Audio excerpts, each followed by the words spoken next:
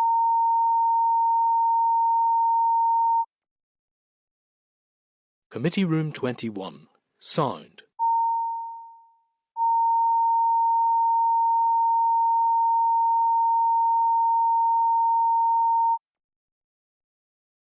Committee Room 21. Sound.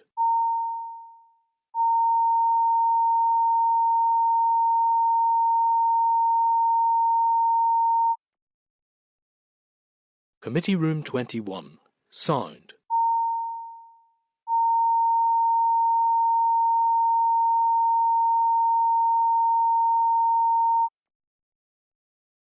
Committee Room 21. Sound.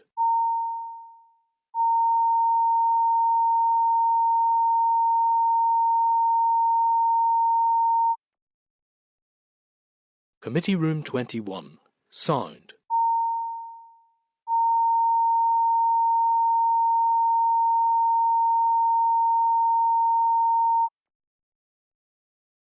Committee Room 21. Sound.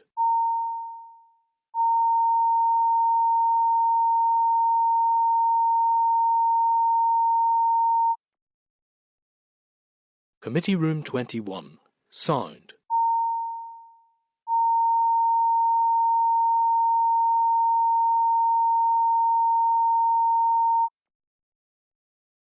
Committee Room 21. Sound.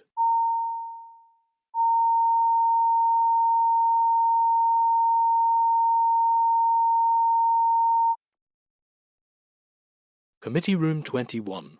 Sound.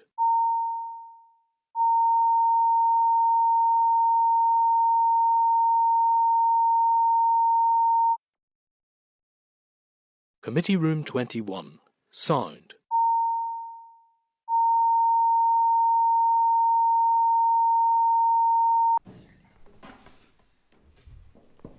We'll be very brief, members, now. So.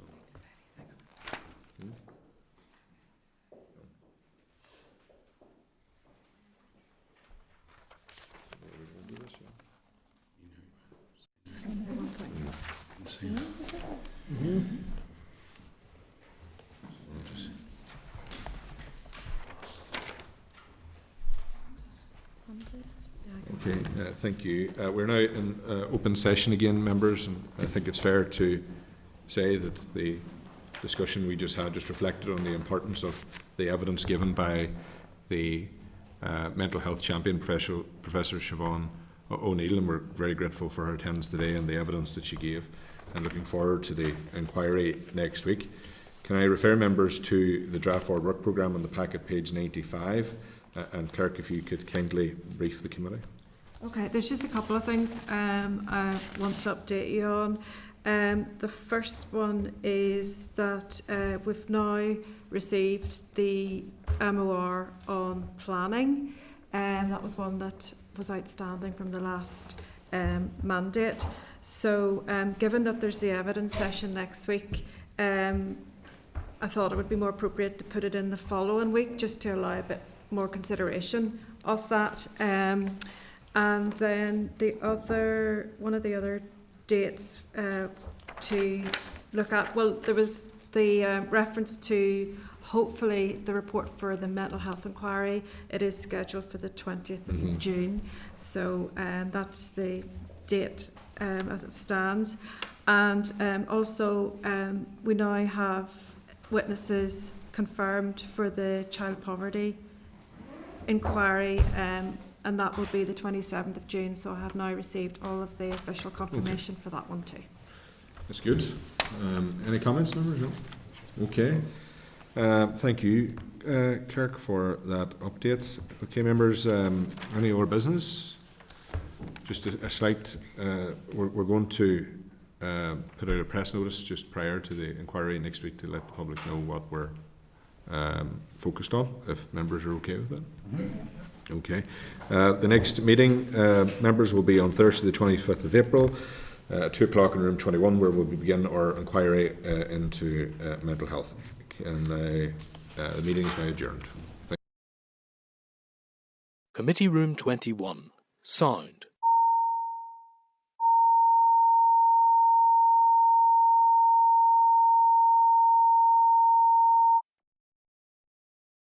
Committee Room 21. Sound.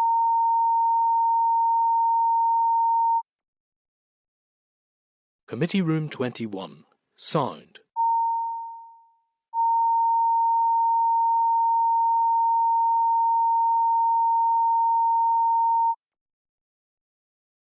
Committee Room 21, sound.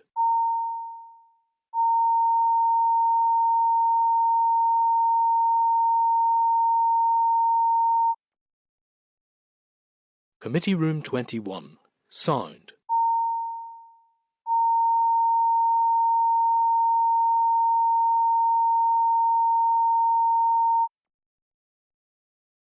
Committee Room 21, sound.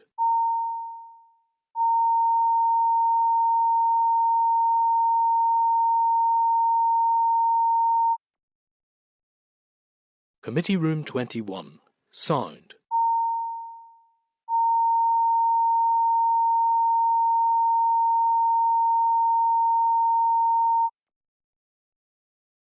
Committee Room 21, sound.